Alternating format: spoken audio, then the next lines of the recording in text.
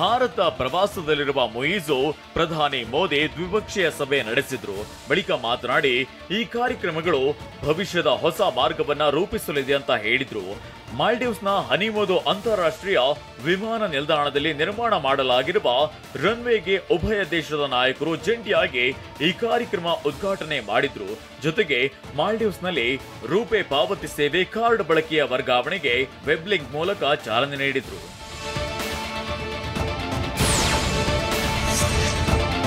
ಬಿಹಾರದ ಮಾಜಿ ಡಿಸಿಎಂ ತೇಜಸ್ವಿ ಯಾದವ್ ತೆರವು ಮಾಡಿದ ಸರ್ಕಾರಿ ಬಂಗಲೆಯಿಂದ ಫರ್ನಿಚರ್, ಲೈಟ್ ಫಿಕ್ಚರ್ ಮತ್ತು ಎಸಿಗಳು ನಾಪತ್ತೆಯಾಗಿವೆ ಅಂತ ಬಿಜೆಪಿ ಆರೋಪಿಸಿದೆ.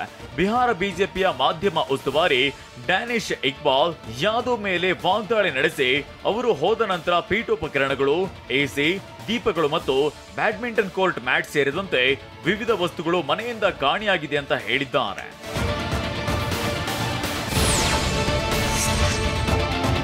ತಿರುಪತಿ ಲಡ್ಡುವಿನಲ್ಲಿ ಪ್ರಾಣಿಗಳ ಕೊಬ್ಬಿನ ಅಂಶ, ಮೀನಿನ ಎಣ್ಣೆ ಬಳಕೆ ವಿಚಾರ ಲ್ಯಾಬ್ ರಿಪೋರ್ಟ್ನಲ್ಲಿ ಬಹಿರಂಗಗೊಂಡಿತ್ತು.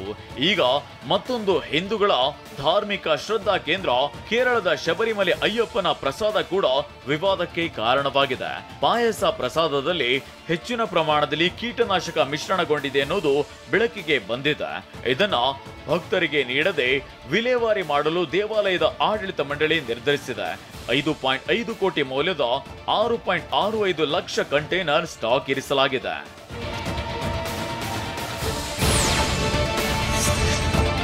ಖ್ಯಾತ ಉದ್ಯಮಿ ರತನ್ ಟಾಟಾ ಅನಾರೋಗ್ಯದಿಂದ ಆಸ್ಪತ್ರೆಗೆ ದಾಖಲಾಗಿದ್ದಾರೆ. 86 ವರ್ಷದ ಟಾಟಾ ಆರೋಗ್ಯದಲ್ಲಿ ಏರುಪೇರಾಗಿದ್ದಕ್ಕೆ ಮುಂಬೈ ಬೀಚ್ ಕ್ಯಾಂಡಿ ಆಸ್ಪತ್ರೆಗೆ ದಾಖಲಿಸಲಾಗಿದೆ. ಸದ್ಯಕ್ಕೆ ಅವರನ್ನ ಒಳರೋಗಿಯಾಗಿ ದಾಖಲಿಸಿಕೊಂಡಿರುವ ಆಸ್ಪತ್ರೆಯ ಸಿಬ್ಬಂದಿ ಅವರನ್ನ ಕೂಲಂಕುಷವಾಗಿ ಪರೀಕ್ಷಿಸುತ್ತಿದ್ದಾರೆ. ನಾನು ಸುರಕ್ಷಿತವಾಗಿದ್ದೇನೆ ಅಂತ ರತನ್ ಟಾಟಾ ಕೂಡ ಟ್ವೀಟ್ ಮಾಡಿದ್ದಾರೆ.